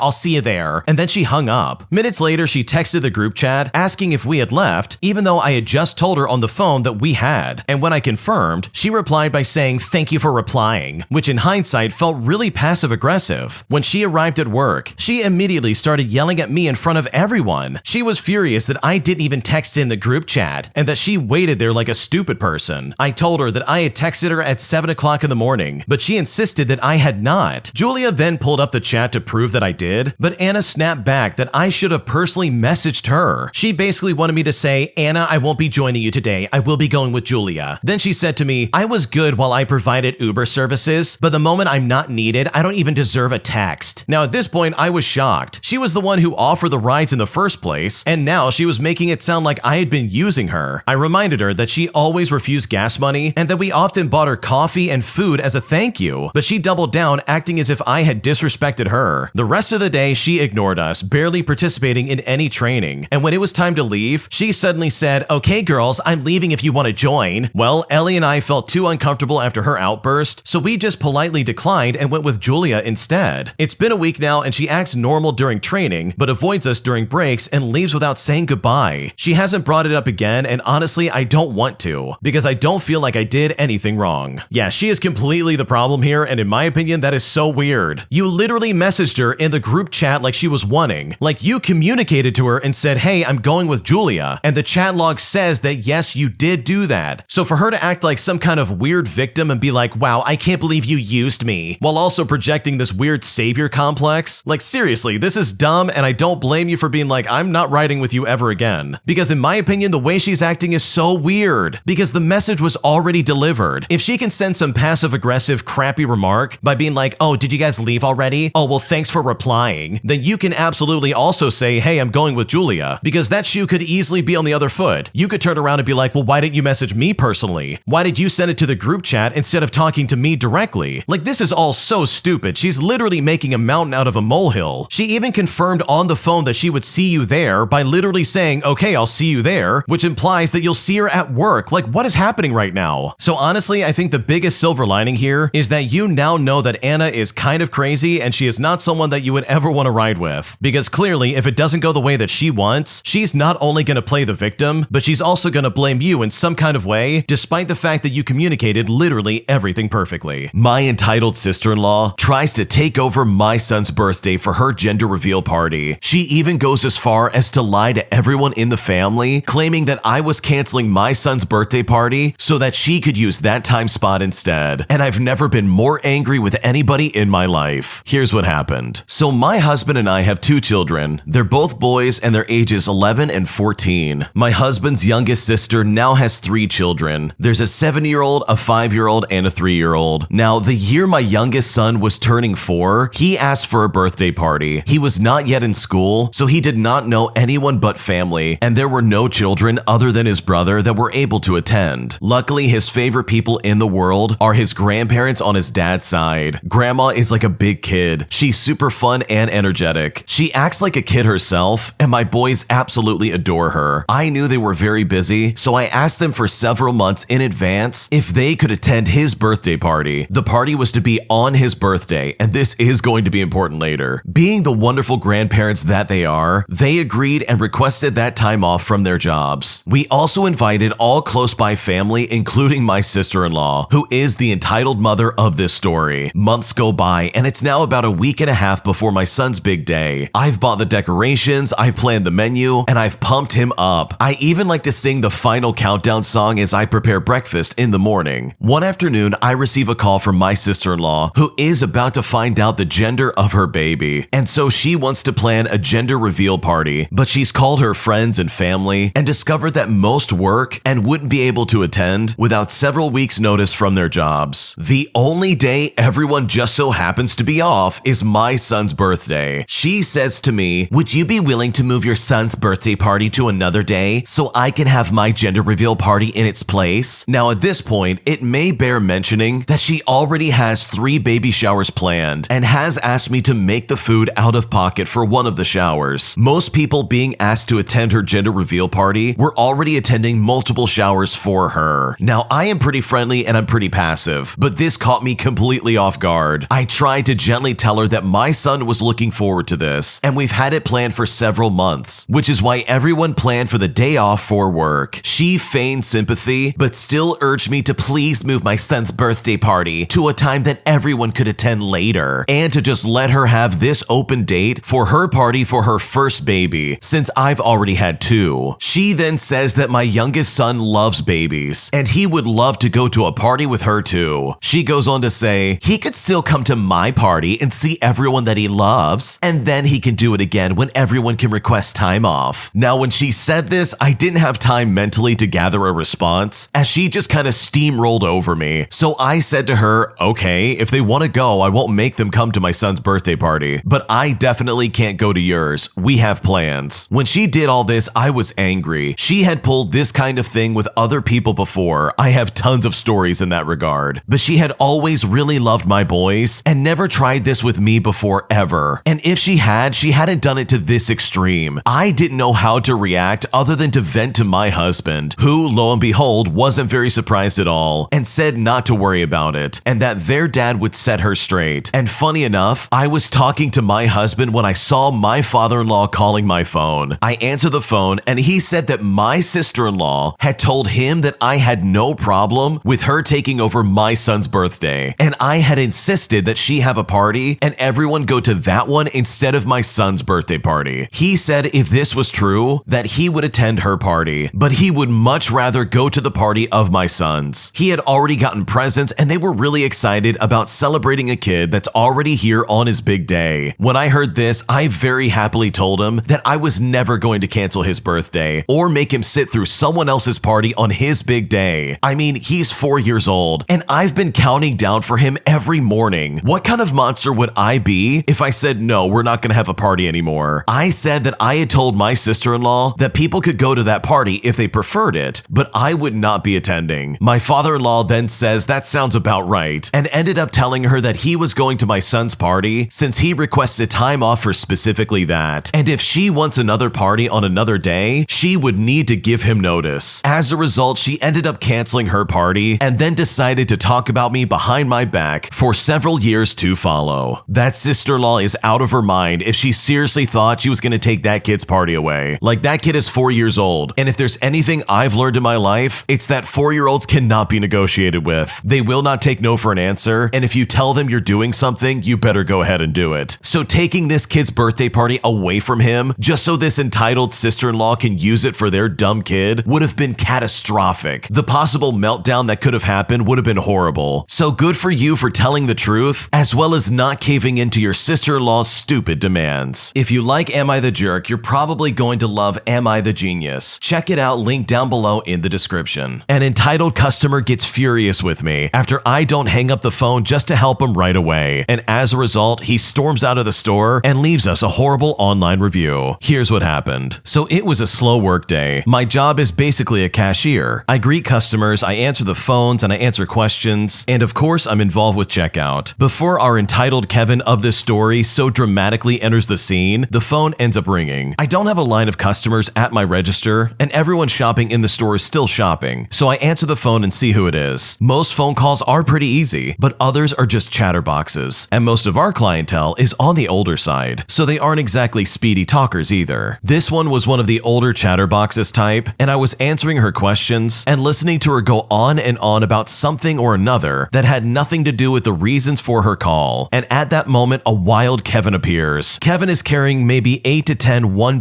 paintbrushes and a few cheap baubles. He just stands there, quite a distance away from the registers, and I gesture to him which register I'm on, but he responds by saying, "No, I have a question." He projects from where he's standing, and I gesture for him to come over and to ask me. And I did this in a friendly manner. I didn't do it aggressively, but he just stands there. All this while, the lady on the phone is seemingly wrapping up her conversation and about to hang up. The entitled Kevin literally tells me to put her on hold, as he wasn't here before I answer the call. So I stuck with my practice of first come, first serve, and so with that in mind, I again gestured him over to the register. He waited maybe a minute and a half. The time for the phone call counted the seconds for me, and eventually he just dumped what he was carrying into a bucket in front of my register and walked off in a huff. And literally not even 2 seconds after he huffed and puffed, the call ended, which is really no big surprise there. So I went to pick up his things, being oblivious, thinking that he had just left his wallet in his car or something like that, and I put them on the side to hold just in case he came back. After 10 minutes, I realized he's not coming back. I figured he would just be one of those can't please everyone kind of folks and put his cheap baubles back where they belonged. I ended up telling my manager about it, and he agreed that the dude was being a child about the whole thing. My manager has seen me answer phone calls and check people out at the same time before, whether it's slow or I'm the only cashier on duty and I'm jam-packed with a line. My manager trusts that I know what I'm doing. Otherwise, he wouldn't have me working there in the first place. I know our priorities are customers first, the physical ones, and then those on the phone. But this event just so happened to be the other way around. And it's not that unusual for folks to just come up and put items on the checkout. Most people are pretty understanding of what's going on. In fact, I've had people praise me for handling difficult phone calls, as well as helping people out in the checkout line. Fast forward, and I was checking the online reviews for my job, and out of curiosity, I saw this review from our dear old entitled Kevin. Too polite to move from where he was standing to check out, but not polite enough to not yell just hang up on them, or leave a 1-star review. He said, "I spent 5 minutes with items in my hand at the checkout while the cashier was on the phone checking inventory for an item in other stores. I asked the cashier to ask the person on the phone to hold, but she ignored me and proceeded to explain various store policies about buying stuff on the phone. And after a few minutes, I just gave up and left. Apparently, the cashier hasn't even been properly trained, and they clearly just don't know what they're doing." Now, I don't know about you, but it sounds like he spent 5 minutes with voice to text in his car after all of that happened. Now, if he had to wait those extra spare minutes, he could have gotten one of our store's lovely plastic shopping bags with a number for corporate on the bag. He could have called and complained to them about the issue instead of leaving a scathing 1-star review on the internet where I, an equally petty and less outspoken person, can so eloquently copy and paste it and send it to all my fellow customer service members across the rest of the internet on Reddit and let everyone know how stupid this guy is. No matter how well you were trained at work, brought up at home, taught in school, no matter how hard you try in life to do and be good, there will always always be someone unsatisfied with your efforts. Just know you can't please them all. Do your best, be happy, and move on. But if they post about it, then so can you. Yeah, that guy was being really obnoxious. He literally just had to wait, and he would have been helped right then and there. There was no reason to literally just throw your stuff on the cash register and then storm out just to give a fake review. Like, come on, get a life. But I totally agree with what the original poster said. Some people are literally just unhappy, and regardless of how nice you are to them, they will always find some kind of reason just to hate you. My girlfriend says that I'm a terrible human being since I can't pay her back right away for the $75 that I borrowed from her. And now she has blocked me completely on everything and is refusing to contact me unless I pay her back as soon as possible. And at this point, I seriously don't know what to do. So my girlfriend and I got into a bit of an argument yesterday, and I still haven't paid her back. And to keep a long story short, I owe my girlfriend $75. Considering I live almost paycheck to paycheck, it was really nice of her to look out for me. But she kind of just bought me these things and then just told me that I owed her money. I told her I'd pay her back last weekend when I got paid, but I ended up having to drop $1,400 on fixes for my car. If I didn't do this, I wouldn't be able to get to work. I told her that I would be able to pay her back once I had money after my car was taken care of. This ended up getting split between last weekend and this weekend. $700 last week and $700 this week. Given that I make $800 a week, I have been under immense stress, worried about having money to even survive, as well as worrying about how I'm going to pay for rent and my credit card with this expense. The first week she was understanding. However, this week she wasn't. She asked me to pay her back, and I told her that I couldn't do it. I had to drop money on my car again, and I explained to her again I would pay her back when I could. Well, she didn't really give me much wiggle room to work with because she started steamrolling me. She said, "I've been waiting since last week, you absolute jerk. Don't talk to me until you sent me the money. I'll be blocking your number until then." I literally told you I'm having panic attacks about not having money, and I'm crying because you don't care about my money or yours. You are a terrible person. I was then blocked without being able to give a response. Part of me is saying, well, just block her back. Tell her to get a job if she doesn't want to stress about money, because at the end of the day, I need to put myself first. I honestly feel so used for money. I know I owe her this money, but I haven't had any to give. I used to send her money for things that she needed or wanted since I had this type of disposable income. But with the amount of expenses I've had to drop just over the past couple of months, all of my savings has gotten eaten up, and I am unable to save more than $50 a week. Am I a terrible person, or am I being treated as a personal ATM? What should I do? Your girlfriend is being unreasonable in my opinion. She seriously expects you to find $75 out of nowhere in 1 week? Like, come on. That is completely unfair. And she's gotta know you're trying to repair your car, right? Like, she can actively see that, yeah, you don't have a car at your house, and also you're trying to make this work and you're just as stressed out. Like, this is not okay in the slightest. You've helped her pay off so many things in the past, but the one time, the absolute one time that you even owe her money, she suddenly acts like this is the end of the world, and she is going to have some kind of meltdown or panic attack, which I honestly don't believe in the slightest. I think she's only saying that just to try and get under your skin and make you feel bad. So in my opinion, you're not a bad person. You're clearly trying to make things work, and if your freeloading girlfriend can't understand where you're coming from, then that's on her, not you. My boss demands that I call him after every customer transaction, so I maliciously comply, and as a result, the business starts to go downhill, forcing the owner of the store to retire and eventually sell off his store to someone else. Here's what happened. So to start things out, I'm pretty sure that if I asked a show of hands of how many people had that one manager or boss that was the absolute worst at micromanaging, probably like 80 to 85% of you would raise your hand. Well, this is definitely one of those stories. Anyways, a few years back, I used to work retail at a brick and mortar shop that was owned by a guy that, well, let's just say that if we left him alone, the place would fall apart within minutes. There was myself, 2 other associates, and 2 assistant managers. The owner had no clue how our inventory system worked, let alone our point of sale system, but absolutely insisted that he knew everything about the place inside and out, and even would make veiled threats at you with unemployment whenever things didn't go his way. One day, I called his bluff and I walked out. Not even 30 minutes later, while I was sitting in a nearby park, did he call me back, begging for me to come back and get to work. Now, this know-it-all owner was so convinced of his hype that he insisted and demanded that we call him after every customer transaction, go over what was said so he could tell us that we were wrong, even after selling and setting up a delivery account. Mind you, this is in the Upper West Side of Manhattan, where it's busy for roughly 5 out of the 8 hours during any given shift. So I said, you know what? I will happily maliciously comply and definitely get on his nerves. Despite a line of customers at my register, I had to stop things, pick up the phone, and make the call. All the while, my line of customers, in what would be the typical New York levels of patience, would drop their stuff and just straight up walk out. The ones that stuck around waited up to 10 minutes, and this would happen after every phone call. It got so bad at one point, one of my regulars, whom everyone knows to at least the second degree, grabbed the receiver and proceeded to lay into the owner about how he's losing business because of his stupid policies. The owner dug in his heels though, bless his heart, and insisted that things be done his way. Alright, we can do that. I tried to keep the conversations receiver only, but now it's been upgraded to the speakerphone. Now everyone in the store, and I do mean everyone, can hear how much of a colossal idiot this guy is. Business that once had $5,000 a day in the store dropped just north of $1,000 a day, and our sales with deliveries dropped to about half the amount it usually was. With the online reviews of his place being the most hilarious ones I've ever read in my career in retail, the owner was forced to give up his stupid policy and eventually announcing his retirement a few months later. He ended up selling his store to the assistant manager, and to this day, this is still something that we joke about. Having a manager who is a micromanager is honestly the worst. It is so frustrating. You just want to try and do your work without having somebody breathe down your neck and basically force you to do stuff that's just really dumb. And the example in this story is the worst. I would be so frustrated by that. Every single sale, like seriously, I've got a call after every single purchase. I mean, how did this guy not see that that was a colossal waste of time? Literally, nobody gains anything by this, and he just wanted to be in control of everything going on. Like, if he wanted to see how the transactions were going, I don't know, maybe show up to work for once. I always hated it when I had a manager who tried to run their business from the privacy of their home couch. Like, they're just an armchair manager. They don't do anything. They're at home taking a nap or doing something else, and they claim they're available just a phone call away, but in reality, they're just off doing other stuff. And this guy's no different. If he wanted to know how his business was running, the least he could do is roll up his sleeves and get to work. Because calling after every single transaction all day for 8 hours would seriously make me quit. And there's no way I would ever want to put up with that. My boyfriend owes me about $4,000 that I loaned to him, but claims that he shouldn't have to pay me anything back, and instead, the money I loaned him is in fact an investment that we should be celebrating instead of something that he should pay back. And at this point, I'm so frustrated, and I'm actually considering breaking up with him over this. Here's what happened. So we're in our mid-20s, and we have been dating for a year and a half. Before I met him, I lived extremely frugally, and I built up a savings of about $20,000. Now I have about $4,000 of it left. I don't want to cast the blame on him. I made poor financial decisions in this relationship, and in the span of our relationship, I was laid off from 2 jobs, and I didn't say no to eating out and having other purchases. I am working a low-wage job, and I live in one of the most expensive cities in the world. I moved to his city within a few months of dating, and we got a place together. He quit his job, so I had to cover the first 2 months of rent, as well as the security deposit, which we did not get back. And this is all the way up until he found work. A year later, we moved to a new city for his career aspirations, and again, I had to cover the first 2 months of rent and the security deposit until he found a job. In total, he owes me roughly $4,000 in rent. I thought I was loaning him the money until he got steady enough to pay me back, and every now and then, we'll get into an argument about it. Last night, I once again brought up my concerns about my finances, as well as my low savings that have been depleted. One of the key solutions is for me to get a more higher paying job, which I'm actively looking for. But in the meantime, I told him that I'm no longer living above my means. I need to go back to my frugal lifestyle, which he disagrees with. He doesn't want to scrap and save now because he believes that in a few years, we'll be in a much better financial situation once our careers take off. I brought up the money that I loaned him, and I asked him if he would sign a repayment agreement. He flipped out at the word loan. He was extremely offended and insisted that I wasn't loaning him money. I was investing in our relationship. And just like an investment, I need to let it mature and grow. I can't expect to get it back all at once. And asking him to sign a contract meant that I didn't trust him or have any faith in our relationship. In addition, he's thinking about proposing soon and wants to join finances. So because we're in this together, he doesn't think that he technically owes me anything. I'm honestly in disbelief, and although I love him, I feel like we are not financially compatible. I assume that covering his rent was a loan, and I would eventually get it back. Even more so, he he said he can't make monthly payments to me because he has a few vacations planned with his friends. And while yes, he has been working hard and he does deserve these vacations, but honestly, I basically feel like I'm funding these trips that I'm just not invited to. I feel trapped. I make about $2,500 a month and we rent an apartment that's $2,100 a month. If we break up, there is no way I can afford this on my own. I can't get another roommate because it's a 1-bedroom and I have 8 months on this lease. Should I stay for the next 8 months because of our lease? Should I try to talk to the landlord about breaking the lease? Listen, I really love him and we have so many great memories together, but I think our financial and maturity levels are just too different, and the longer I stay, the more resentment I'll build. What should I do? That last line kind of sold it for me. The longer I stay, the more resentment I'll build up. Like, that's really not a good situation to be in. And honestly, I don't blame you for feeling this way. Your boyfriend said, hey, I'm gonna pay you back. And then when it comes time to actually pay you back, he just completely ignores you and says, nah, I'm not gonna do it. This was an investment. This wasn't a loan. Like, what are you talking about? Of course it was a loan. Your girlfriend literally paid for rent twice. They went out of their way to pay for all this stuff, and you're seriously not only going to act like it's just an investment, but you're also going to have the audacity to never pay her back? Like, no, that's not how this works. For context, both of them are in their 20s, and I can completely understand where the original poster is coming from. Their boyfriend is not mature in the slightest when it comes to money. He doesn't have a good head on his shoulders, and this might be a window into what you'll be dealing with throughout the rest of your relationship. So hopefully there's some kind of solution, whether it's breaking lease and moving into something cheaper, or whatever else it might be for you to find some kind of stability. Because regardless of what your choice is, something has to be done, because this is super inappropriate, and your boyfriend absolutely should be paying you back. An entitled Karen tries to steal a bunch of plants from our shop, claiming that she deserves them as some kind of compensation for having an unpleasant experience at our store. But in the end, this entitled Karen runs off terrified, worried that we might have actually called the police on her when a random cop car drives by our store. Here's what happened. So this was my first encounter with a Karen. So for context, my mom owns a plant shop, and I help around the store occasionally. We've had all sorts of entitled guests, as well as not so bright guests. We've even had customers come in and ask for a green plant with leaves, but this entitled Karen tips the scales all the way. So I'm out front putting plants up, as well as decorations around the front entrance, as we do every day. And then a wild Karen appears. I hear this loud scraping sound from behind me. I look over to see this large older lady with gray hair and a black shirt with flowers moving the large concrete potted plant that had been permanently placed there. This potted plant wasn't easy to move. The concrete pot alone was a meter or so tall and had a gross weight of around 45 kilos. She was shoving this thing with all of her might when I walk up to her, and I ask her what she thinks that she's doing. She turns to me and says, "This annoying thing was obstructing the sidewalk and it needs to be moved." For starters, it was not obstructing anything. I tell her to please leave the plant alone as it's not her property, but she literally just keeps ignoring me and she keeps moving the plant. So having done everything I could do on my end, I go to my mom, who is the manager of the store. But by the time we're out in the front, she has stopped moving the plant and is now loading up her car with our plants from the front, along with other things. My mom storms up to her and asked her what in the world she was doing. The entitled Karen turns over with a face that's red as a tomato. She says to my mom, "Since you had the audacity to block the sidewalk with your garbage, I should be compensated with free plants." My mom had just about had it and starts unloading our plants from her car. This entitled Karen starts screaming, demanding that we keep our hands off of her stuff. She said that she would call the police and press charges for theft, but that's right about when I chimed in and said, "Actually, we have security footage of you stealing from our store, and if you do not leave now, we will call the police." The entitled Karen was fuming when we told her that, muttering something underneath her breath that was incomprehensible. We hadn't actually called the police yet, but by sheer random chance, a police car happened to drive by the store, and the Karen's face turned from red all the way to white as the blood drained from her face. She had actually thought that we had called the police. It was right about then that she hopped into her car and sped in the opposite direction of the police car. And the funniest part about it is that the police car didn't even notice her. And thankfully, we haven't seen this entitled Karen ever since. Oh wow, there's so much to unpack here. This entitled Karen not only was annoyed by something that was probably just set up for decorations, but she also thought she was justified to literally start taking products from this store. Like she's just taking things and putting it in her car, claiming some kind of compensation for her being bothered. Like, no, that is not how life works. Just because you're bothered bothered by something being in the way doesn't mean you get to steal from the store that it happens to be in front of. Like, that's insane. That is literally how you end up in jail. And the chances of a cop car driving by at that very moment is so funny. That is the kind of stroke of luck that you really look for, especially if you're the original poster. They really got lucky in that regard, and it was exactly what they needed to try and chase this Karen off. Because this Karen was absolutely in the wrong, and she had no right to start stealing plants from your shop. If you like Am I the Jerk, you're probably going to love Am I the Genius. Check it out, link down below in the description. My ex-boyfriend demands all of his stuff back from my house after we break up, and because I was feeling petty, I made sure to include all the beer bottles and beer cans that he was hiding in the room just to prove a point that no, he didn't stop drinking, and yes, this is the reason we broke up. And I've never been more satisfied by anything I've ever done in my life. Here's what happened. So to start things out, my last relationship was beyond bad. He was all sorts of awful and controlling. At one point, I had the strength to break up with him, but then we got back together after we discussed some things. It was stupid, I know, but we were in love and all that. Well, anyways, one of the things we agreed on was that he would stop drinking alcohol because he was beyond crazy aggressive when he drank, and I wanted to support his sobriety. This is really important. Fast forward about 8 months or so, and we got into a huge fight, and I not only broke up with him, I kicked him out of the house and told him he wasn't ever allowed back inside ever again. We had been living together for over a year at this point, so his mom got in touch with me about getting his stuff back. While on the phone with her, I could hear him in the background. He was saying, "Make sure they get everything I own or bought. I want it all back." Apparently, even wanting stuff he gifted me back as well. But honestly, I didn't care. I was happy to get rid of anything related to him. While cleaning our room up and gathering everything, I started to come across numerous bottles and cans of alcohol. It seems he had been drinking again for a while and was hiding the evidence in the room. I mean, he was hiding them under the bed, in his guitar case, rolled up in some clothing, in some old backpacks of mine, and so on and so forth. He had said that he wanted everything of his, so any bottle and a few unopened cans I found went straight into one of the garbage bags full of his stuff. By the time I had gathered everything up, I had 3 bags of stuff, and one was basically all just the alcohol. Dropping them off was so satisfying. He actually called me moments after I left his parents' place, ranting about how petty and immature I was being. What was my response, you might ask? I said to him, "Well, you wanted all your stuff back, and those definitely aren't mine. Plus, I figured you'd need to probably drink to deal with the breakup." I promptly ended the phone call and I blocked him on everything. And the best part about it is that the bottles and cans were all left as is. They were all closed and such, because I knew that if I put empty cans inside that bag and damaged his things, that would cause so many issues, and I honestly just wanted him out of my life. And this is easily one of the most satisfying things I have ever done. Well, that is definitely one way to get revenge on somebody you broke up with. It sounds like your ex-boyfriend was incredibly toxic, and worst of all, he was drinking behind your back. That is honestly so awful, and you did not deserve that. Like, at some point, he has to know that his drinking is the problem. Not you, not any other circumstance. Literally, it's his drinking. And you would think that he would try to make some kind of effort to fix that, but no. He fell back on old habits and then became his old aggressive self all over again. So good for you for not only putting him in his place, but also getting some wonderful petty revenge. So hopefully the bags of alcohol will help him see that he has a problem. And best of all, he is no longer your problem. My managers demand that I don't put ugly price labels on our food, demanding that I wait for the proper labels from corporate. So I decided to maliciously comply, and as a result, over $3,000 worth of produce went bad in our freezers, and it was honestly worth it to watch them get so angry over their own mistake. Here's what happened. So I used to work for a small, locally owned supermarket chain with a small level of bureaucracy and a high focus on getting stuff sold. After a few years, we were taken over by a national chain, which introduced more bureaucracy, where emails and phone calls from the bottom to the top would be lost to the ether and left unanswered. Their focus was highly on image, with staff at head office who seemingly worked to ensure that similar sized products sat next to each other on each shelf so that it looked nice. They also changed the shop's managers' incentives. Their bonuses were the operating budget of their store minus wages, expenses, and written off stock. So obviously we were now operating on a shoestring budget, so the manager got as much money as they could. Before the takeover, we had an award-winning butcher department that worked with local farms and catered to customer requests. The new firm immediately closed the counter and filled freezers full of pre-packed sliced meats instead that were frequently discounted to prevent them from going into the garbage. One time, we received a dozen cases of a high-end cut of meat, way more than we would usually stock of an affordable packet, and therefore we were at risk of running past its sell date and then eventually being thrown out. As it was a new product, we didn't have a price label for it. After waiting a weekend for the system to update, I emailed the head office for a label and filled the freezer, using a pricing gun left over from the takeover to label each item individually. Now, we had sold a few by the time I came back in the following week, but was pulled aside by the management. The area manager had been in to inspect the shop and was horrified by the ugly labels and demanded that they be taken off the shelves until a label was ready. I explained the issue, but they wouldn't have it. So I took them down as instructed and left them in the big fridge at the back of the store. They sat there for a month until they expired, after which someone else recorded them for disposal. A few days later, someone at the head office noticed the enormous increase in wastage and reported it. So down the chain of command it went, and a red-faced area manager storms in to shout at a stern-faced store manager, who in turn calls over the intercom for me to drop everything and get into his office. I told them that I'm just looking for the label, and this is all while they search for a scapegoat for the $3,000 write-off that they had to do. I've since had similar things at other employers where the department heads had bonuses tied to sales, but didn't like me pricing up produce, so hardware would sit and gather dust, just like the meat at my previous job. But you know what? I'm paid by the hour. I have no bonuses, so I'm not going to argue this case, but instead, I'm just going to maliciously comply. It really sounds like that bonus structure is really stupid. Like, that is honestly just going to push all of your employees to really hate you if you're the manager. Instead of making sure things are going smoothly by using the budget appropriately, it seemed like this manager just wanted to squeeze as much money into his pockets as possible by making sure everybody did exactly as they were told. And that just seems really obnoxious. I would hate to work in that kind of environment. And the original poster had it right. They were only looking for a scapegoat when it came to writing off that $3,000 check. And if corporate had literally just let them keep the tags on there that were already there, they could have solved this problem from the beginning. But at the end of the day, this is literally their own fault. And if they had just listened to this employee, they could have saved themselves $3,000, as well as a lot of food that got wasted for no reason. My sister comes over to my father's house and is constantly micromanaging and treating all of us like garbage. And I'm so sick of it, and I seriously don't know what to do. So my dad is elderly and has some health and mobility issues. He is also a widow, as my mom passed away unexpectedly 2 years ago. Beginning in February of this year, my dad was in the hospital twice for 2 different things. Luckily, he got better and has been back home ever since. Because of the health issues previously though, I was helping him for several months, and we ended up deciding I'd temporarily move in with him to help more. So I lived about 20 minutes away, and my sister also lived about 20 minutes from him. Now, my dad has some level of narcissistic tendencies, so at times it can be very difficult. What adds on more difficulties though is that my sister has tended to start correcting things and micromanaging things when she comes over. I'm there the majority of the time helping him out, while not asking much from her in ways of support. She and I get along part of the time when it's just the 2 of us, but I've noticed sometimes with the 3 of us, there's a dynamic where she starts wanting to be in charge. A few weeks ago, she came over and told me that there was a bowl in the drainer that wasn't cleaned. It was clean, but it felt like she wanted to be superior and feel like she was helping. We got into a fight over it because she basically wanted me to admit that it wasn't clean and then apologize, and I was absolutely shocked. Today, a similar thing happened. She usually comes just Sundays to go to brunch with us, and I asked her after brunch to please do the grocery shopping for my dad because I was going to be cooking. She seemed disgruntled, but she did it. However, when she got back and started putting the groceries away, she noticed that there was already a container of orange juice in the fridge and that we had asked her to get a second one. I told her that dad already knows that we already have one, but he wanted extras because he goes through it really quickly. And as a result, she got worked up and tried to say that she doesn't know why she needed to get another one. She then went into the living room and tried to start correcting people, saying that there were water stains on the table, which again, there weren't. I showed her the coasters and I told her that we use them all the time. She did continue to harp about it, so I said to just let it go and that every time she comes over, she needs to stop micromanaging. She then told me that I can't take criticism and that I'm being ridiculous, and then she just left. I'm so tired of this happening. I put in so much work while I'm here, and I feel like I'm constantly berated by her when she comes over. Also, my dad is no help, as he's so worried about getting into a fight with her. She's had periods periods of months in the past of taking breaks from talking to him when they've gotten into an argument. So he constantly is trying to appease her and is basically walking on eggshells. Even today, the grocery bill was $160, which the list I made for my dad would not have even been over $80. She likely used up his card to get things for herself. On the phone after she left, he briefly asked her about it. She said it adds up, and he said to get a receipt next time, and then he just let it go. I had told him about what happened, and I told him that he should tell her that this isn't okay, since it is his house after all, because otherwise she's just gonna do it again. But let's not forget, because he's afraid of starting something with her, he basically doesn't address it. I'm honestly so frustrated, and I seriously don't know what to do. Your sister sounds incredibly toxic. She clearly is only there to try and micromanage, and you know what? She's just really not a good person. Your dad is a widow. He is obviously having health problems, and the first thing that should be on her mind is a willingness to first help out with the family. This behavior is just inappropriate. Spending all of your parents' money and then creating a hostile environment where no one can talk to you about how awful you're being. This really is incredibly unfair, and hopefully some kind of solution can come from this, because your dad deserves better, and you deserve to have a sister who is engaged in your father's happiness as well as helping him out in his life. My male coworker constantly screams at me anytime I ask him a work-related question, and I'm so frustrated with his behavior, I seriously don't know what to do. So I work in retail, and I have a male coworker by the name of John who is a teenager. John is not their real name, and guess where this is going? The issue lies in the fact that he's dating my shift manager, so his girlfriend has to deal with this. He scoffed at me, so I asked him politely why he did that. He then started screaming at me in front of customers, saying stuff like, "I hate confrontation. It makes me uncomfortable, so it's bad. It's not inherently bad, it's just bad because I don't like it." I retorted that even before, when I asked him work-related questions, he would scoff or sigh or just straight up ignore me, and that I treat my other coworkers the exact same. I usually ask questions to communicate and clarify information. Apparently, he claims that asking work-related questions still counts as confrontation. When I told him it wasn't okay to make fun of a customer or be rude, he brushed me off by saying the customer deserved it, or that I only remind him of company policies that we have to follow to make sure that things go well. He said that he thinks the policies are stupid and that they're super unimportant, so it doesn't matter, and that he doesn't care what I think. Every time I brought my side of the story up, he would yell over me and say that it doesn't matter because he's uncomfortable. Now, I did not yell once. I just stayed quiet, and all the customers were just staring at us. My shift lead tried to calm us down, but she didn't do much. I just immediately contacted the manager to try and explain the situation and ask that I never be scheduled with John ever again. Afterwards, we tried to hold an impromptu discussion that I first rejected, because in my mind and experience, people who think they're right or never respected you in the first place basically indicates to me that the discussion never will go well, and that it's simply not worth it, especially if they think that they're right. As you can probably guess, John screamed at me again, so I raised my voice in response and he stopped. I already warned him that he will not be yelling at me or interrupting me ever again. I asked for an apology, and he said it in a passive-aggressive voice. He said, "I am sorry I yelled at you, and I'm sorry I did it in front of others. I'm also sorry about the way that you feel. I'm sorry how I made you feel small." Now, I called him out for the fake apology, and he agreed. Then he said he thinks I'm wrong and that he doesn't care. So I asked the shift that unless he keeps his silence and lets me speak, I will leave. I basically brought up everything he has done that I never confronted him about. And these are things that other coworkers have complained about, but management is way too soft. John even made fun of a Mexican man for not speaking English, and this guy is a regular that stopped coming because of this. He was rude to a child that messed up, and I have to apologize to try and cover for him all the time. He would also talk bad about my family and then proceed to yell at me. He talked bad about my brother, and I asked him to stop, and he has never even met my brother before. He would also not listen to other shifts that would warn him about his behavior. He would use the bathroom sometimes 14 times a shift, and he would clog the toilets constantly. And sometimes he wouldn't even be using the bathroom. He would just be squatting on top of the toilet, watching TikTok videos on his phone with the volume fully up. Sometimes he would also try to use my laptop and try to do my work without my permission. Before he dated the shift lead, he liked another coworker, and since she rejected him, he called her a jerk as well as all these other names. He's constantly bumping into me for no reason. He used to check me out all the time time and also try to talk to me a lot, and now he's screaming at me. My manager said that John wants to set up another meeting with all 4 of us this time. I let him know that I do not want to talk to an immature child. I already had 2 discussions so far, which he yelled at and put me down in both of them. I would rather resign or not be scheduled with this idiot. I was also extremely uncomfortable because John called me, and he was having a date at the shift's lead's house in her room, which is extremely inappropriate in this circumstance. I had several male coworkers let go for harassing other coworkers. In fact, these guys would ask me and tell me about their attractions, even when I told them not to. A shift lead defended his friend for harassing a girl. I, myself, had a guy harass me and do all these other horrible things towards me. I honestly think that this workplace just keeps attracting weirdos. I love the customers in my store, but I think it's time for me to find a new job. I also had an audio recording of my female coworkers joking about picking people to bully. I've also had a coworker make fun of me because of my financial situation. It's all so exhausting and I seriously don't know what to do. It sounds like it's time to go above your shift manager and go straight to HR. Like seriously, go above everybody. This is clearly not getting resolved locally, and I bet corporate would have a field day with what's going on. This guy has been inappropriate with you. He has been verbally aggressive. It sounds like he's hit you on a few occasions by bumping into you, and it really is inappropriate. Like seriously, this is not okay. He's also yelling at you in front of customers. Like seriously, what is that all about? That is absolutely a no-go, and this guy needs to be fired. And also, his girlfriend needs to not be the shift manager. Like that just doesn't help the situation, because you know for a fact that she's just gonna cover for him and probably excuse all of his toxic behavior. So hopefully something can be done. And I think in the meantime, it's probably a good idea to start looking for another job, because from what you've described, this place sounds awful, and I seriously don't see it getting any better anytime soon. An entitled tenant destroys my mother-in-law's property, causing over $100,000 in damages to her expensive home in New York City. But karma was on our side, as we were able to eventually get revenge on this entitled tenant by not only winning a court case against him, but also winning over his house 15 years later. Here's what happened. So my mother-in-law is a pretty well-off woman. She owns a large number of rental properties, and her husband have a huge house located just outside of New York City. It's got an outdoor pool, it's got a sauna, it has elevators, and then some. It is easily worth well into the 7 figures mark, and it's only about 5 minutes away from downtown Manhattan. Sadly, her husband passed away, and she remarried and moved out of state. She put the house up for rent shortly afterwards. A broker approached her with 2 prospective tenants. Now, the tenants were music producers and had some legitimate stuff on their resume that they had worked with. One of them was the business guy, and the other one was the talent. For the talent, we'll call him Ben. Ben is not his real name. The 2 were partners in the beginning, and the business guy made sure the rent was paid on time. He was legit and did not mess around. They used the house as a place for artists to chill out and work on their music. After a couple of years, the business guy and Ben had some sort of falling out, with the business guy leaving and Ben sticking around. At first, he continued to pay his rent on time, but after a few months, it kept getting later and later. By itself, it's not the worst thing. When you own real estate, it kind of comes with the territory. But he started to get really aggressive as my mother-in-law kept insisting that she needed to be paid. My mother-in-law is not a mean person, and she values politeness and manners above all else. Finally, my mother-in-law had had enough, so she had to evict him. After the eviction, they went through the house and assessed over $100,000 in damages. There were cigarette burns in the carpet, there were stains on the wall, the pool filters and the plumbing had damages. Eventually, after assessing everything, she took him to court and won, and had a lien placed against all of his property. Ben was absolutely broke, aside from his house, and my mother-in-law didn't see the point in trying to get blood from stone, so she just moved on. Fast forward about 15 years later, and my mother-in-law receives a notice in the mail that the bank is foreclosing on Ben's home. Because she had a lien placed on all of his assets, the bank was asking a judge to dismiss her lien so that they could collect whatever they owed from the sale of the home. My mother-in-law was obviously going to contest this, but then she got clever. She approached the bank and basically said, "Look, sell me the house at fair market value less than what I'm owed, and you'll save on foreclosure costs, brokers, lawyers, and then some. I have cash on hand and it's a win-win for everybody." After a little bit more discussion, the bank agrees, and she purchased the house for about 25% below market value. Mind you, that was 25% of money that that she was owed anyways, but still, she didn't think she would ever see it again. Now, of course, given all of Ben's terrible behavior, my mother-in-law knew that she wanted him to know exactly who it was that was taking his house. So she found out the day that they were moving out, and she just so happened to stop by. When my mother-in-law walked up, Ben had a difficulty placing her. It had been well over a decade since they last spoke, but once he realized who she was, he basically cussed her out. She never said a word though, and all she did was smile, leaving this guy furious, but her satisfied that she got revenge. This story was an amazing way to get revenge. She had to deal with some jerk who ruined her property, only to then fast forward 15 years in the future, and now she owns the home that he can't afford anymore. That is honestly so funny. And you know what? This guy had to seriously be trying to cause damage in their mansion if he was doing $100,000 worth of damage. Like, that's a lot of property damage that someone could suddenly do in someone's home. And sure, there's probably a lot of things in that home that the mother-in-law owned that was probably very expensive and top of the line, but to do $100,000 in damages is honestly insane to me. So good for the original poster's mother-in-law for getting this awesome revenge, because at the end of the day, she truly did get the last laugh. If you like Am I the Jerk, you're probably going to love Am I the Genius. Check it out, link down below in the description. My husband of 1 month may have cheated on me at his bachelor party that took place after the wedding, and at this point, I seriously don't know what to do. So my husband and I have been married for about a month now. I'm 22 weeks pregnant, and he wasn't able to put together a bachelor party before the wedding, so he asked if he could do it afterwards, and I expressed that I didn't like it, but I wanted to give him the freedom to have the bachelor's party that he always dreamed of having. So he went to the Bahamas with 11 of his buddies, ensuring me that all they wanted to do was golf, play basketball, gamble, and hang by the beach. All 11 guys are either in relationships or married. None of them are single, and 3 have pregnant wives at home. Long story short, I see a video one of them drunkenly posted from a nightclub where there were girls at their table with them. When I confronted my husband, saying that made me uncomfortable to see that, as none of the guys are single, he got defensive and said he can't control what his friends do and that he had done absolutely nothing wrong. I spent the night crying myself to sleep and just feeling super alone. The next day, they were at the hotel's day club, and I looked at the day club's Instagram story, and there were girls at their cabana. Then that night, my husband told me he wasn't going out with everyone because he didn't want to make me uncomfortable. Fast forward to him coming home, and he tells me a few questionable stories about the guys, all of whom I'm friends with their wives or girlfriends, and then he just goes off to the gym. I'm not proud of this, but when he left, I went on his iPad to see if he had taken any pictures, only to end up finding messages to his friends, begging them to delete some of the photos of him from the night before. I confronted him, and he said that the night he said he was staying in, they actually all went out to the nightclub, and they took videos of him dancing around with girls all around him. He claims that he didn't and would never cheat on me, and that he didn't even touch another girl on the dance floor, but he thought if I ever saw the photos, I would be really upset, so he wanted to avoid the outcome. I also saw the messages that the men in the relationships from back home were seeking out girls, and they even had them up in their rooms. One of them even spent some quality time with the lady of the night, if you know what I mean. I feel so betrayed and lied to. I am pregnant and I don't know what to do. I have always trusted him and never ever thought that I would be in this kind of situation. He has apologized 100 times and said that nothing matters more to him than our family, and he swears he never did anything that would be considered cheating, but I don't know how I'm supposed to believe him. What am I supposed to do now? How can I possibly move forward? I don't want to be a single mom, and I really did believe in him. What should I do? This is a horrible situation. Not only was your husband straight up lying to you, but his friends are also being unfaithful to their wives and girlfriends. Like, seriously, this is messed up. And personally, if I was in your shoes and I knew the information that you do about these other men, I absolutely would be going to their girlfriends or wives and saying, hey, your boyfriend and or husband might straight up be cheating on you. Like, it's time for them to find out. And I don't think there's anything wrong with that. I really don't think there's anything wrong with letting them know that, hey, this is what's up. And then they can make the decisions of what they want to do with their relationship from there. They deserve a right to know. And in that same vein of thought, you also deserve the right to know. Your husband was clearly being unfaithful. He was dancing around with other women. He was lying to you about what he was actually doing. And that is just from what you know. You literally don't know all the details of what happened on those 11 days. And if I was in your situation, I would also be really freaked out. So it's obviously time to have a serious conversation with your husband. happened, and it's time to find out the truth of if he did anything more than just dance around and have photos with other women. My boyfriend doesn't want me to go to his high school reunion anymore, and he refuses to explain why, and I feel so hurt and upset over this, I seriously don't know what to do. So my boyfriend invited me to his 10-year high school reunion a few weeks ago. We've been together for over a year, we live together, and he constantly talks about a future with me. His friends all know me well. Their girlfriends know and like me as well, and there's no issues there. He invites me a few weeks ago when he gets the email asking if he'll be using his +1. I usually work Friday nights as I am a bartender, so I had to request off. I got approved, went and got a dress for the event, and I am now missing out on about $350 just to attend this event. I know it could be kind of boring, but I'm a very outgoing person, and I know how to keep myself occupied. I've never had trouble making friends, and like I said, I know his friends and their girlfriends really well. Well, yesterday, 3 days before the event, he tells me that he doesn't want to go anymore. I was so confused, and I asked him why, and he said his guy friends aren't bringing their partners, so he thought that I'd be uncomfortable going. Instead of asking me not to go, he's telling me that we both don't have to go at all because he feels bad for inviting me. I told him that he can go without me if it means that much that I'm not there. He could tell though that I was a little let down, so he just said neither of us are going. I'm kind of upset by this. Not only did I take off work and buy a dress, but I was genuinely excited to get to know more about this part of his life, as well as the fact that he wanted to bring me along. I've met girls and guys from his high school days, and they've always been very nice and happy to meet me, telling me stories about days back then, and I was always excited to meet these people from his past. I figured it had to be an ex from high school, but I asked him and he said he didn't have a girlfriend in high school. His first girlfriend was freshman year of college. I know his friends' partners, and I know they would all want to go. So the fact that they aren't bringing their girlfriends has got to be the boys' decision. Why are all the guys choosing not to bring their girlfriends? If a +1 was on every invite, isn't it expected that their own classmates would be doing the same? And now suddenly he just doesn't want to go at all? It makes me think that he's hiding something. Like they're going to meet up with people that they don't want me or us, meaning the female partners, around and watching. The event is at a bar and it's an open bar. Am I thinking too deep into this? What does this all mean? I'm pretty let down and I'm also suspicious, which makes my boyfriend angry. When I told him I was upset about it, he got really angry with me and said he's just not going to discuss it, stating that no one else's girlfriends are giving them any of these issues, and that I'm specifically being ridiculous. But I genuinely just wanted to go with him. But instead, I got told never mind, and I really just want to understand why. What should I do? That is really sketchy behavior, but I think you're going to do a lot more damage than good if you jump to some kind of conclusion. Sure, maybe it does seem like this is just an excuse for it to be a boys' night out and for something sketchy to be going on. But honestly, it might just be the first thing. Maybe all these guys just want to reminisce on their times in high school, and they didn't want their girlfriends or any other partner along with them. Maybe they all just collectively said, okay, let's just try and make this a guy's night and try and have a good time without our partners involved. I mean, that's like the only thing I can think of that might have any kind of sensibility about it. But with that thought in mind, I don't blame you for being upset about this. This is really annoying. You took off time from work, and this is work where you get paid in tips, and you're basically missing out on a couple $100, all because your boyfriend is suddenly acting a little bit weird. So hopefully something can be done about this. Because while I doubt he's trying to cheat on you, I do think there is some kind of ulterior motive where he and the rest of the guys most likely just don't want their girlfriends to attend. My friend's girlfriend confessed that she has been attracted to me for several years now, and at this point, I seriously don't know what to do. I first want to start off by saying that all the names in this story are fake. So I've been friends with this guy, we'll call him Mike, since my freshman year of college. The girl, let's call her Sarah, has been his long-term girlfriend of 3 years. I've probably spent hundreds of hours with him and his girlfriend, going to bars, going to parties, watching movies and TV shows during COVID, and just hanging out in general. Around March of this year, I hooked up with a friend of my friend's girlfriend, and it was a somewhat regular thing for about 2 months before we graduated and she moved out, but we're still in touch overall. We had a small get-together at Mike's house just this last Saturday, where we had a group of around 6 people that just got together to celebrate graduation and to chill and just socialize. There was a time during the get-together where I was sitting around a table with others on Mike's back deck, and Sarah was sitting right next to me, but Mike had gone inside to show his degrees and some pictures to one of the guys that was visiting, so it was just me and Sarah outside for like 15 minutes. It was during this time that Sarah sat next to me and leaned in next to me and started to talk to me about her friend and how she said that her friend told her all about me and that she got back a fantastic report from her friend and said that it sounded like I was quite the performer, if you know what I mean. While I originally just took it as her joking around and her just being a little bit drunk, I quickly realized that it was different when she leaned in and told me that she had always thought about me and wished that she had gotten with me instead of Mike. Now, I didn't try to make a scene or draw any kind of attention. I hoped to just change the subject because I assumed that she was drunk and I didn't want to upset my friend Mike and tell him that Sarah was saying that stuff to me. So I just told her things like, Mike is amazing for you, you love Mike, and you guys have been together for so long. She told me that it was a mistake to be with Mike because of his height. She also went on to tell me that she didn't want to spend quality time with Mike until they had been together for 3 weeks, if you know what I mean. But then she turned it around and said that she wanted to spend quality time with me after the first time we met. She basically talked all this garbage about Mike to me and tried to tell me that he was inferior to me and that he wasn't mindful of her at all. It was an incredibly awkward situation because I felt like if I pushed back too much on her and outright called her out and reported her to my friend, then she would be able to turn it around and say that I was making it all up and that I was the one who tried to escalate things with her. While I was sitting there talking to her, it didn't occur to me at the moment, but I realized like 5 minutes into it that I should try to privately voice record her talking to me so I could then use it as proof to show to Mike if she ever tried to deny it or tried to say that I was the one flirting with her. So I recorded like 2 minutes of the conversation before it ends, and while the audio isn't great, it was at a point in the conversation where it unfortunately sounds like I'm not being very resistant to the flirting, and it's not really definitive that I wasn't flirting with her. So the audio was kind of useless from the perspective of defending myself if I had to go to Mike just to tell him about it. This happened just this weekend, and I'm not sure how to go about it. I haven't talked to Mike or Sarah since then, and I also don't know what she said to him, or if he even has any idea that she told me any of this stuff. I wouldn't be surprised if she had cheated on him in the past, given what she told me about him and how much it seemed like she doesn't like being with him. While it does suck, I'm not really seeing any way that I don't lose this entire relationship and friend circle over this. Even if I come clean to Mike and admit everything to him, it probably isn't going to be the best thing for our relationship when it looks like I basically stole his girlfriend's affection from him. I obviously don't want to start dating or hooking up with Sarah because then that makes me an actual scumbag that stole a friend's girlfriend or spent time with his friend's girlfriend behind his back. If I just say nothing, maybe Sarah will just act like nothing ever happened and we can just keep it as a secret between us. I don't want my friend to be dating someone that isn't genuinely into him, but at the same time, I don't want to blow up this relationship by telling him that his girlfriend wants to be with me. I just feel totally stuck here. I know Mike is somewhat insecure about stuff like his height, and he would always ask me to slouch over and stuff into photos, and he would take pictures from the knee up and always stand all the way up on his tippy toes when taking group photos. And he was obviously insecure about it, and he even puts lifts in his shoes. If I come out and tell him that his girlfriend wanted to be with me because I'm more of a man than he is, it is literally going to crush him and it will 100% ruin our relationship. But at the same time, him staying with Sarah is only going to hurt him in the long run when she inevitably cheats on him. What should I do? This is honestly a catch-22 because on one hand, you absolutely are going to ruin this relationship, but on the other hand, your friend kind of deserves the right to know. And also, Sarah is sketchy. We don't like Sarah. Never be around Sarah by yourself ever again. She was clearly under the influence and she was drunk, but you know what? That is a poor excuse. She knew what she was doing. She was clearly coming on to you, and that is not okay. And you're right, she's gonna cheat on somebody. So in my opinion, I would make sure that that is not you. Distance yourself from Sarah and maybe see if you can spend time with Mike without her being around. Or if she is around, just make sure you're not by yourself with her, because she seems like the type of person who might try something when Mike isn't around. And you absolutely better protect yourself because she sounds incredibly sketchy. I'm convinced that my sister's new boyfriend is a walking red flag, and he has done and said a lot of weird things that have really made me question his motives, and I seriously don't know how to get through to my sister. Here's what happened. So for a little bit of background, my sister ended her first relationship half a year ago. It was a 3-year-long relationship. They lived together for 2 years, and that guy was an absolute moron. Indecisive, weaponized incompetence, the whole jazz. has. My sister basically had to mommy him. She had to do all the mental work as well as the chores while going to college and work. It was really messed up. After their lease ended, she dumped the guy and found an affordable studio for herself. She looks so much happier, and now she met her new boyfriend 2 months ago. So I can understand why this guy is so much more desirable after her ex-boyfriend. He has his stuff together, he's living in his own apartment alone, and he has a stable career, and he knows what he wants. But there is kind of a catch along with this. I've only met him 2 times, and both times he has rubbed me the wrong way. He spoke a little condescendingly to my sister, as well as to me after 2 beers, and when we started to go out to a concert, he asked my sister to change her clothing because he's not going to be there to protect her from other men. Now, I have a taser, a kitty cat boxer, and some pepper spray, and my sister has pepper spray as well, so I think we're good. When I pointed this out to him, he just rolled his eyes. My sister just brushed it off and said, "Oh, he's so protective." Also, this guy moves way too quickly. He wants my sister to move in with him in July when my sister's lease is up. He is constantly love bombing her. He's talking to her about marriage and having kids. He wants to put her on his life insurance. He even demanded that my sister share her location with him after he found out that she shares it with me. He also wants her to quit her job. And of course, he constantly has something to say about her outfit, as well as her friends or even what she's eating. But of course, he's having her best interest in his heart because apparently he wants what's best for her, which I really just don't believe. But every time I try to bring up this topic with my sister, she dismisses my concerns and changes the topic. I really think that she's looking at this guy with rose-tinted glasses, and she thinks that I'm projecting my own awful marriage onto her. Honestly, I don't know how to get through to her, and I really don't know what to do. This may sound weird, but I really don't know if there's anything you can do. You've brought it up to her, you've tried to communicate that, hey, this guy is not really as nice as you think, and you've tried to warn her in advance, but she completely dismissed you. And unfortunately, in my opinion, this is probably where that conversation ends. You can't make decisions for her, unfortunately, and this is gonna be a mistake that she's just gonna have to deal with. And obviously, you wanna be there for her if she ever brings this up. It is her life after all, and you can't control what she does and doesn't do. My entitled manager is constantly micromanaging everything that I do, demanding that I stop fixing and repairing our equipment, despite the fact that it would take weeks for us to get it repaired. So I decide to maliciously comply, and as a result, I cost them thousands of dollars in the process, resulting in this manager eventually getting fired. Here's what happened. So I worked for a convenience store for a good while. I had worked up the ladder to become a manager, and I was liked by the customers and employees. I was the one vendors loved because I didn't leave them a super tight leash. All in all, I believed I was a very good manager, and some of my old employees and customers want me back after I quit. Now, you may be wondering, if it was going so well, why would I have left? Well, it's the same reason many people quit: bad corporate bosses. See, I didn't just deal with people, I was dealing with bad equipment that needed to be fixed regularly. It would cut into the store's budget, and I used that money for employee parties or cash rewards, besides the employee of the month. I saw the issue and I took action. I would fix the issues myself. I have many certifications to fix many different things. So I decided, rather than to wait for maintenance to come around 4 days after the issue was brought up, or having to wait an additional 2 to 3 days just for them to fix it, I decided I would fix it instead. We're talking issues from as simple as a card reader error to the whole system being down, mechanical fixes to equipment that varied widely, as many things were well past their prime. If I couldn't fix it, then it needed to be replaced. That's basically what it came down to. My regional manager knew my skills, as did the owner. They were working to get me on their maintenance crew. That is, up until the buyout. The owner had gotten to the point in life that he wanted to spend it quietly with his family. The new company stepped in, and this is when things took a turn. There is a guy who stood above the regional management. He came in every so often to check in on the stores in the area. From the get-go, he did not like me, and was told he never acted that way in other stores. Well, he had to come in one day to see me fixing one of our slushy machines. He yelled that I shouldn't be doing that and should be directing the store. Listen, I trusted my team. They are all good workers and they knew what to do. He pointed out how stuff was not pulled forward, or how the drinks were not facing brand name out. I had explained that the slushies make more sales and that it needs to be fixed right now. He told me that as a manager, I do not have the qualifications to do something like that, and that I could break it. So from that day on, I was not to fix fix anything after I explained everything I fixed. I tried to explain my qualifications and that I was told by the last owner that they were going to try and make me on the maintenance team, but he did not like this at all. He basically told me that would never happen. Well, our store went from having the least tickets to one of the most maintenance tickets in the area. Each ticket would cost as low as $250 or as much as $800. This was just to get the tech there plus the part cost after it was needed. Our sales also started to go down as a result. Why, you may ask? Well, because the equipment wouldn't have the same day fix it was used to having. Couldn't use the card reader? Time for a ticket. The whole store system was down? Guess that's another ticket. You might even say that I was maliciously complying to this stupid boss. He would always try to overstep me. Our cooler went out and I had to get a band-aid fix. So I had different vendors give me a floor cooler until this was resolved. When it was resolved, I kept one. Why, you may ask? My insight to the possible sales. Afterwards, every store got the same cooler for a new product I knew was coming out. I always liked being ahead of the game. I would often get yelled at because our sales were down. It came to a point that a meeting was held. I was asked why this was happening, so I provided exactly why. And it was one of my finest moments. I laid it all out on the table. The disrespect, the blatant ignoring my recommendations, the reason why things were no longer being properly fixed, as well as all of my certifications that I tried to explain to this manager. Now, this guy didn't like that I was right. So the meeting turned from why sales were down to why did this stupid manager have this meeting. My regional manager told him I had been doing this for years and wondered why it was such a problem. It got heated pretty quickly. This guy wasn't fired, but I was allowed to run my store the way I wanted to again. He tried to keep up his antics, so the week before I left, I knew some equipment would fail. I mean, after working on it for so long, you start to notice the signs that it's falling apart. And this one was a tricky fix because it needed a system reset as well as a breaker box on and off, and then it needed a software reset on the devices. The reason it needed this was because of the system they implemented, and it was basically confusing itself. It didn't help that the server was not set up properly either. It is one of the worst setups I've honestly ever seen. Don't get me started on the store's main computer. Just why was this never updated from like 20 years ago? Well, when I left, I was getting calls on how to fix it, of course. I told them that I no longer work there, and if they wanted my service, it's gonna cost them. They asked me how much, and I set my price at $500. They actually laughed in my face and said no. Well, I heard from the grapevine that it cost them close to $6,000. They had to replace the server, all the registers, all the card readers, and the computer. The reason it cost $6,000 wasn't just because of the physical upgrades. It was also because they found out the system was garbage. When it came to light how awful this manager truly was, he was eventually let go. I now live my life as someone who owns their own tech company, and I've never been happier to see someone get fired in my life. The guy that was over the original poster was being so obnoxious. He clearly was jealous of the original poster's skills and didn't like the fact that he was handling this without any kind of input. This was obviously some kind of power play, and it was so unfair for the original poster as well. So honestly, good for the original poster for not only getting revenge, but also getting this guy fired. If he had just let you continue to fix up your store, none of this would have happened. And that guy has no one else to blame except for himself. If you like Am I the Jerk, you're probably going to love Am I the Genius. Check it out, link down below in the description. My boss demands that we answer our cell phone anytime he calls, forcing us even to pull over onto the side of the road and answer his phone calls instead of driving. And his rules were so obnoxious, and I'm so glad I don't work there anymore. So the owner of a small company issued me a company cell phone and felt that gave him an excuse to call me anytime, day or night, workday or not. And this would always be with stupid questions. He also kept changing the rules about using those phones. One rule was that we had to answer as soon as possible. Another rule was that we were not allowed to talk on the phones while we were driving. We literally had to pull over and park and then answer the phone and talk. So one morning I'm driving to work and I should be getting to the office about 15 minutes early. And that's right when my company phone rings. Morning traffic is heavy near the office, and it takes me some time to get out of the traffic and park in a parking lot before I answer. Mind you, he keeps it ringing the entire time. When I finally answer, he asks me, "Where are you?" I tell him I'm about 10 minutes away from the office, but I had to stop to answer his call. He then asks me, "Why aren't you here yet?" I tell him again that I probably would have been there by now, but his call and his rules have me sitting in a parking lot instead. I then ask him, what's the hurry? Is there an emergency or something? If I wasn't interrupted, I would have been in the office a lot earlier. He then responds, basically ignoring everything I said, and says to me, why aren't you coming? So I had to literally remind him of his rules, that I am not to answer his phone and drive at the same time. This type of stupid banter continues for a while, until he eventually gets tired. So he hangs up and I continue to the office. And now, because of him, I'm about 15 minutes late to work. When I get to the office, the owner meets with me and demands that I give him back the phone. He claims that I do not deserve it. But you know what? That was a victory. Now he is unable to call me and bother me at all hours of the day and night. About a week later, the owner stops by my cubicle and asks why I'm not answering his cell phone calls. Like, really? Are you serious right now? I remind him that he confiscated my phone. He apparently shoved it into the drawer and he can't hear it when he's trying to call me. Needless to say, I have moved on to much greener pastures and I'm very glad to be away from this owner. That guy sounds like an absolute idiot. First off, that's a really stupid rule. Unless you live in a state or a country where you can't have your cell phone on you while you're driving, that, in my opinion, is a really dumb rule. You're literally just inconveniencing people. And that's a form of micromanagement that honestly nobody needs. No one needs to answer your phone call that quickly and that urgently. And also, this person was on their way to work and they were about 15 minutes early. So why is this guy acting like, well, why aren't you here yet? Like, what are you talking about? I'm on my way to work itself. It's not like I'm not showing up and not doing my job. Like, come on. So honestly, with this level of micromanagement, I don't really blame the original poster for eventually quitting and going to something else. And according to the original poster, it was right after this cell phone incident that they basically said, yeah, I'm gonna pack up, I'm gonna go. Because that rule is just obnoxious. And if I worked there, there's no way I would ever want that guy to ever bother me day or night. Today, I messed up by showing up to work thinking that it was a dress-up day, dressed as Batman. But I soon found out that it was delayed by 1 week, since an important client was going to be there in the office. And I've never been more embarrassed in my life. Here's what happened. So this actually happened earlier today, and I'm still reeling from the sheer embarrassment of it all. For context, I work in a pretty average office setting, but my colleagues and I like to spice things up with themed dress-ups every now and then. This week, we all agreed to come in dressed as our favorite superheroes. Naturally, I was super excited to participate. I've always been a huge fan of superheroes, and I've always had this awesome Batman costume that I've been itching to wear ever since I got it for Halloween last year. So I woke up early, I got dressed in my full Batman getup, and I even went as far as doing my full Batman voice to complete the persona. I was ready to show up to work and save the day. As soon as I walked into the office, I could tell that something was off. People were staring at me with a mixture of confusion, amusement, and just a hint of terror. I figured that they were just in awe of my Batman transformation, and they didn't think much of it. My manager approached me with a stifled laugh and asked me, "Hey, Batman, did you happen to check your email this morning?" I replied, still in character, "Email? Batman has no need for such trivial matters." My manager then explained that there had been a last-minute email sent out last night, postponing the dress-up day to next week due to an important client meeting scheduled for today. My face went beet red as I realized I was standing in the middle of the office dressed as Batman with zero context to justify it. To make matters worse, the important client arrived just in time to witness my embarrassment. They were surprisingly cool about it, even joking that they felt safer with Batman around. Still, I spent the rest of the day hiding in my cubicle, answering calls in my best Bruce Wayne voice, and praying for the sweet release of the end of the workday. Now I'm sitting at home in full Batman attire, contemplating how I'm going to show my face at work on Monday. Honestly, this is not your fault. Why in the world would nobody make this call a little bit sooner? Like, seriously, why would you do this the day before? Who checks their email in the morning before going to work? Like, seriously, who does that? I know I wouldn't do that. Checking my email would literally be the last thing on my mind going into this. I would be excited to wear my Batman costume that probably costs a lot of money for Halloween. I wouldn't want to check my stupid email. So this is really not the original poster's fault. They got bamboozled and nobody clued them in that no, we're not doing the dress up this week. We're doing it next week. Like, don't you think you should call people instead of just send an email and then pray that people actually see it? Like, what is going on? It's seriously unfair, and you know what? I would be upset with management that they didn't make this call a little bit sooner, because that way people could have avoided embarrassment and at least attempted to save face in front of an important client. The former tenant of my new apartment is falsely accusing me of stealing her her stuff. And I'm so blown away by this accusation that I seriously am now at a loss and I don't know what to do. So I just moved into a new apartment with my roommates last week. The night we moved in, some lady in her early 20s knocked on our door. She said she used to live in our apartment, but had just moved a floor down and asked if she had left any of her belongings there in the apartment. We told her that we hadn't spotted anything that wasn't ours, and that if we ever found something, we would let her know. She left, and I honestly thought that was the end of it. Well, yesterday evening, I was coming back from running errands when the same girl cornered me in the stairwell and said to me, "You're the one who stole my things and threw them in the trash." When I told her I didn't know what she was talking about, let alone what stuff she was referring to, she said to me, "You need to stop lying and own up to your actions." I tried telling her that her stuff wasn't in the apartment and that there wasn't anything I could do to help her out, but she didn't want to hear any of it. She just scoffed and stormed off. Now I'm really weirded out about all of this, and I'm not exactly sure what to do. The apartment, by the way, was fully empty when we moved in, and we truly have nothing to do with any of this. We do not have her belongings. I do feel bad for her if she really did lose her belongings, but if anyone threw anything away, it was the cleaning crew, and it was definitely not us. The only thing that my roommates and I have thrown away was an old rusty shower caddy that was in the shower when we got there, and we had no reason to believe it belonged to a previous tenant, especially in the state it was in. I hope she gets her stuff back, but I'm not looking to have any enemies or conflicts in my apartment complex. So is there any way to get this lady off of my back, especially since she already cornered me once and I really don't want this to happen again? How do I get it through to her that I didn't throw any of her stuff away? And how am I going to deal with future confrontations with this person? What should I do? I would go straight to management and be like, "Look, this crazy lady a floor down is blaming me for stealing her stuff out of the apartment I moved into." Like, literally, that is who I would go to first. I would not try and resolve this on my own. The woman you're speaking to clearly sounds upset, and she's obviously either trying to scam you and your roommates, or she's trying to look for a scapegoat for all the things that she had stolen. Like, she could possibly be trying to get you on recording of saying, "Yes, I stole something of yours," and then try and report it to the police and get you in trouble for something that you didn't actually do. Like, that seriously is unfair, and this is not something you should deal with. So seriously, I would go to management and explain what's going on. I would keep my distance and not allow this lady any space in your life. And if she really did have something stolen, she should go to the police, because it sounds like you and your friends had absolutely nothing to do with it. An entitled mom becomes enraged over another kid leaving an event, screaming and complaining that the event organizer actually kicked him out, despite the fact that none of that was true. Here's what happened. So I volunteer at this place and recently helped out with an educational thing. Parents and kids of all ages would come to this little workshop for the day and would learn some artistic things as well. One of the kids is not happy to be there. He's with his mom and little brother. He refuses to do anything. Keeps saying stuff like, "No, I want to go home. Go away." At first, I just thought to myself, this was just your typical 12 to 13-year-old boy. There's another family there of a mom and her two kids who are around the same age as the other boy. The rest of the children are a fair bit younger. Now, the entitled mother of this story knows this other boy. Her son is friends with him, so she tries to encourage him to engage just a little bit. And she does this to the point where she's ignoring her own kids when they're trying to show her their work. Over an hour into this boy refusing to work, making rude comments, and basically wanting to leave, and eventually the person running the workshop asks to talk to him and his mother. They all come to the conclusion that he would be happier at home and that they can organize another session better suited for him later on. His mom returns to the workshop to be with her other son. Upon hearing the news that this boy has gone home, the entitled mother starts kicking off at the person running it, accusing them of kicking a child out due to his additional needs. For reference, this workshop is inclusive of all needs. That's kind of the point of it. I personally feel like they were including his needs because they let him leave, it was stressing him out, and he wasn't happy. He wanted to go home, and they even organized a session that is better suited for him on a later date, and a better day for him. Also, his own mother agreed, so I have no clue why this other lady was butting into his defense. And at this point, she is literally screaming and yelling in front of the children, and forces her kids to leave with her. They didn't want to leave, and were having a great time. The mom of the boy who left is just standing there fully shocked, trying to explain that it's okay. Oh, and to top it all off, we got the classic line from this entitled mom that she was going to call the manager. My theory is that she thinks she has some kind of special connection with him, where she she is the only one who can get through to him and get him to completely turn around and enjoy his day, since she was more focused on what he was doing and not her own kids. But with him going home, she just can't do that anymore. Regardless, this entitled mom was super annoying, and I'm really glad that she left. Yeah, that's really annoying. The kid didn't want to be there, and she clearly was not getting through to him. She probably thought she was going to try and be a champion of the special needs kid or something like that, and was literally only talking to that kid probably for attention. She was even ignoring the mother of the boy that decided to leave. Like, seriously, if he doesn't want to be there, then why would you make him be there? No one kicked him out or anything like that. That's ridiculous. Because at the end of the day, that kid is 13 years old, and if this event is not serving his needs, then he should not be forced to sit around and be forced to enjoy it. Today, I messed up by accidentally making my colleague think that I'm pregnant. Here's what happened. So this has been going on for about 3 months now, and I know I need to fix the situation, but it feels like it's moved past the point of no return, and to be honest, I just feel so embarrassed. So for some background, I used to work at the main office for my company. I met my colleagues there, and we'll call her Mrs. Smith. Mrs. Smith is not her real name. Mrs. Smith left the company to go work somewhere else, and in that time, I got engaged. And due to a promotion in the company, I moved to a different branch. At the end of last year, Mrs. Smith joined our company again, and this whole debacle started when I visited the original branch in March for some training. We were standing talking, and I was standing with my hands folded on my stomach. Mrs. Smith looked in my hand's direction and said she wants to ask me a question, but she's not sure how to ask it, so she'll just ask if her guess is correct. Now, naive me thinks that she means the ring on my hand, and I just answer yes. She then starts babbling about how exciting it is and how our lives will change and all this other stuff, and I just nod along and agree with everything she says. Later that day, as my brain decides to replay all of my awkward encounters, it finally dawns on me. Oh no, she thinks I'm pregnant. As I'm lying there cringing, all I can think about is that I'm gonna be going back to my town, so hopefully because she won't see me anytime soon, she'll just forget and move on. Fast forward to April, when she calls me to discuss a new project that we are working on. And again, Mrs. Smith asks me, so are you ready and excited? And again, me being the naive idiot that I am, thinks that she's talking about the project, so I say yes. And yet again, it allows her to start babbling on, talking about how exciting it is to be expecting a baby, and right then the realization dawned on me that I yet again unknowingly confirmed that I am pregnant, even though I'm not. Today she calls me again and asks me whether the baby is doing okay, and I'm just sitting here in this 3-foot deep grave that I've been digging for myself for so long, and all I can do is laugh nervously and mumble something under my breath. So yeah, this is me sitting here thinking I will have to adopt a baby, or pretend that my niece is my kid, or just simply quit my job to get away from this awkward situation I created for myself. I know I should just tell her what's going on, but my social anxiety just wins and leaves me absolutely mortified at the thought of telling her. And I really regret all of this, and I seriously feel really dumb. Wow, that is seriously hilarious. The first time I can completely understand that, you know what, she was kind of being vague and a little bit nosy, so it would be easy to mistake it and get it wrong somehow. But the second time is absolutely on you. You should have known and you should have said something. Also, I don't think this is that serious. You can literally just call her up and be like, hey, I thought you were talking about my wedding ring and my engagement. So no, I'm not pregnant and this has been a huge misunderstanding. And then maybe just don't call her ever again. Like seriously, I would be so mortified if that happened to me and I was in your shoes. And it's so bad because she keeps calling you. She keeps trying to bring this up. Like that's awful. So hopefully this gets worked out and something like this doesn't happen to you ever again. An entitled Karen demands that I leave a water park simply because I have tattoos on my body, claiming that I'm trying to sway her kids and corrupt the children around me into getting tattoos for themselves. Things get so bad that she even tries to get a security guard to throw me and my friends out of this park. Here's what happened. So since it has started to warm up, me and some of my friends, all 19 to 22 years old, decided to go on a road trip, and we decided the appropriate thing to do is to go to a water park as well as a theme park that were right next to each other and just spend a few days out there for spring break. So we get the theme park out of the way first and have a good time, and then a few days later we head to the water park. So here's the thing, it's a water park, so obviously I'm gonna have my shirt off for a large amount of the time. I also happen to have a few tattoos, not to the point where my whole body is essentially covered, but I do have a good amount. I have one on my wrist that is barely even noticeable, which is some Japanese writing. The other one is on my other wrist, and it's kind of hard to explain, explain, but it basically wraps around my wrist and has some lines crossing out of it. And it's way better than it sounds, I swear. The third and final one is the most noticeable one, since it is a big back tattoo of a cross. Anyways, we get there and the first day goes really well. It's a huge water park, so we obviously want to ride all of the slides. So I'm walking back to our table from the bathroom, and when I'm almost there, this lady, looking like she's in her mid-40s, walks up and actually stops me. And this is the entitled Karen of the story. I'm a bit confused, so I just wait a minute before saying, "Yeah, can I help you?" And she immediately says that she has kids here and she doesn't want to see that. And when she said that, I did not know what she's referring to and was kind of hoping that nothing was sticking out of my shorts. This entitled Karen then immediately points to one of my tattoos on my wrist. She says, "That. I don't want to see that." I respond to her by saying, "My tattoo? Is there anything wrong with it?" She says, "Yes, this is a place for kids, and I don't want you influencing them to get one of those things." So I'm not really annoyed, I'm just confused, since this is a place where like 90% of the people have their shirts off, and at least a few of them will have tattoos of some kind. So I tell her just that, "Ma'am, this is a public place, and everyone has their shirt off. A good amount of them probably have some tattoos as well." Now, as you could probably guess, she just completely ignores everything that I just said, and tells me to put a shirt on, which I obviously just say, "No, I'm not gonna do that." She then tells me to put one on, or she's gonna call security. So I tell her, "Okay, go ahead and do that." And to my surprise, she walks off. I go back to my table and I sit down with my friends, and they were literally watching everything go down, and I am a bit nervous, since even though I know I wasn't in the wrong, I still didn't want to get in trouble with security. About 5 minutes later, when me and my friends go to another slide, she comes running up to us with a security guard right behind her. She turns to this security guard and tells him that I wasn't supposed to have my tattoos out in the open, and he was just as confused as I was, since he didn't see anything wrong, and she didn't say specifically it was the tattoos. He asked her what she was talking about, and she gets even more mad and points at my tattoos and says, "Those right there, that's what I'm talking about." He asked her what's wrong with it, and she goes off on both of us, saying how I shouldn't have those in a kid's place, and she doesn't want her kids seeing this. The security guard turns to me and my friends and apologizes for her, and tells her to stop bothering me. Realizing she was not winning, the entitled Karen eventually storms off, and I continue my trip with all of my friends. And thankfully, even though I saw this Karen a few more times in the park, I didn't have to deal with her or her horrible attitude ever again. That Karen is literally being obnoxious. Like, first off, it doesn't sound like any of those tattoos were like super offensive. If they were a little bit sketchy or even had some kind of like writing or drawings on it that might not be appropriate for kids, I might even understand just a little bit why this entitled Karen would get upset. But even then, somebody else's tattoos on their body are none of your business. Like, literally just leave people alone. If you don't want your kids seeing that, then have your kids avoid that person. Like, that's my opinion at least. Let me know if you have a different opinion down in the comments. But straight up telling somebody that no, you have to leave because I don't like those tattoos, that's honestly ridiculous and so uncalled for. I'm sure those tattoos had some kind of meaning to the original poster, so it's also especially insulting for this Karen to be like, "Oh my god, they're so disgusting." Like, what are you talking about? You don't know them. You don't know why they got those tattoos in the first place. They could mean something really sentimental and you just don't even know. So thankfully, the security in this situation had the right head on their shoulders, and they didn't take this garbage from this entitled Karen for a second. She was clearly out of line, and she had no business bothering the original poster in the way that they did. If you like Am I the Jerk, you're probably going to love Am I the Genius. Check it out, link down below in the description. My girlfriend broke up with me because I was incompatible with her friend, and now I want to try and get back together with her as well as make amends with this friend, but I seriously don't know what to do. Last week, my now ex-girlfriend of 2 months broke up with me. I had been friends with her friend first, and we had been friends for roughly 8 years. My ex-girlfriend had been friends with her for over 10 years, and before entering into a relationship, I was friends with my ex-girlfriend first. Her friend felt I didn't care about her friendship anymore. I don't know what I did or said that may have potentially started her friend to feel this way, but her friend never told me personally, and I learned from my ex-girlfriend. I tried to make amends by calling her, but she has expressed doubt, insincerity, and has questioned my intentions on multiple occasions, feeling like I was only doing certain actions to please my girlfriend. Some of the times, she, meaning my girlfriend's friend, has questioned my intentions, and some of those incidents involved me giving her a birthday gift or coming to a birthday dinner or other activities. She invited me to go golfing for her birthday, but I declined because of financial reasons, which really did did upset her. My ex-girlfriend tried to get us to reconcile and be friends, but in her attempts, she has mentioned many occasions where her friend has expressed doubts in our relationship and has mentioned things that were deemed warning signs of incompatibility. Some of these things include having difficult values and things that I have said in the past, such as putting success above other things, but overall has failed to give full context. So I ended up explaining and giving the full context to my girlfriend. My girlfriend consistently pressured and brought up how the situation made her feel stuck in the middle. I tried to not talk about it in fear of making it worse, but she took that as a sign of unwillingness to speak about it. Unfortunately, it made me frustrated hearing the things her friend had to say about how I was not compatible as a dating partner with her. I sent her friend a text message expressing that I was sorry for not going golfing, but also felt our friendship was stagnant and very unhealthy. This text message, which my now ex-girlfriend was aware of and okay with prior to sending, which would then become upset about the following day, was pressuring me and focusing on my inability and my unwillingness to speak and reconcile. That's how this got twisted into something it wasn't. So I asked for a break of not talking to just think about how I would want to respond and the current state of our relationship. During this break of less than a week, before I could even give a proper response, my ex-girlfriend wanted to break up because I was so unwilling to let go of a friendship and that I was unwilling to speak about issues that were really important to her. During our discussion, I suppressed a lot of my personal feelings, and I was trying to look at the bigger picture of still wanting to be in a relationship with her. I do think that my girlfriend put her friend's feelings over mine and was more influenced by what her friend had to say over what I said and felt. I know that I made mistakes both in my friendship and my relationship, and I apologize to my ex-girlfriend for failing to be responsible and considerate in certain aspects. I do still want to try to be with her, but she is unsure if she wants to be with me. I reached out once again to her friend, trying to reconcile our differences, but I have yet to hear anything back. I had a genuine care for her friend before, but after hearing some of the hurtful things that her friend said, I was unsure on what to think about the current state and whether it was a friendship worth pursuing. This is honestly so fresh, and I'm not sure how to approach the current situation. Is this something I should still be pursuing, both as a relationship and as a friendship? What should I do? Honestly, if I was in your situation and I had a girlfriend that was that easily swayed by some dumb friend who was getting upset over the stupidest things possible, there's no way I would stick around with that relationship at all. Like seriously, your friend got upset because you didn't want to go golfing, which also literally goes back to the fact that you didn't go because of financial reasons. It's not that you didn't want to go and spend time with her, you literally couldn't afford it. And the fact that she can't understand that is really toxic. That's a massive red flag right there. It also sounds like your ex-girlfriend is not all there, if you will. She tried to claim all this stuff of like, oh, you're just not willing to speak. And she's trying to extrapolate all these minor instances into something that it's not, literally making mountains out of molehills. And she was super easily swayed by her stupid friend that clearly had some kind of axe to grind with you. So I seriously think you can find much better relationships than this. They clearly do not have their ducks in a row, and in my opinion, I think you would be so much better off finding somebody else. An entitled customer demands that I make change for him at the convenience store I work at. But after I tried over and over again to explain that I don't have the change he needs, he freaks out on me and demands that I do it anyways. So I maliciously comply, and by the end of it, this guy walks out with 99 $1 coins after buying a candy bar with a $100 bill. And I've never been happier to maliciously comply in my life. Here's what happened. Years ago, I worked at a convenience store, and this store handled a lot of cash. We had a sign stating that bills over $20 were only accepted with manager approval. In practice, we could accept them after using the detector pen as well as a visual inspection. We also had a policy that we had to keep the cash in the drawer under a certain amount. We had a safe system to make deposits and get change, but it had limits and timers when dispensing. Depending on what was needed, it would take 30 minutes to make change for a $100 bill. So I was solo on the graveyard shift, and I kept my drawer low, and I didn't have to request change often. The drawer had 5 slots for bills and 5 pockets for coins, but we only kept 1s, 5s, 10s, and 20s in the slots. Other bills and checks were put under until we had enough for a drop. The extra coin pocket was used for dollar coins, $half